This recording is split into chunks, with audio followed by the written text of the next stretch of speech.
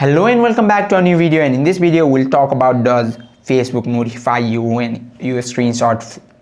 And in this video we'll talk about a topic, and in this video we'll talk about does Facebook notify when you screenshot a photo.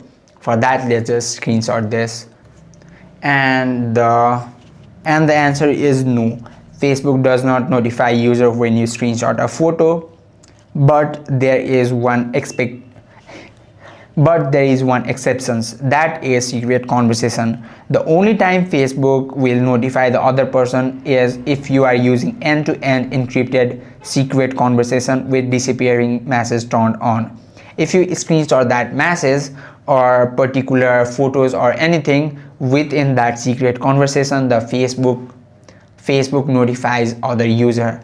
And I hope it was pretty clear, and I hope I was pretty clear about this topic. And if you like this video, and if this video helped you out, like this video, and don't forget to subscribe our channel and hit the bell icon so that you will be updated on our upcoming videos. Thank you for watching.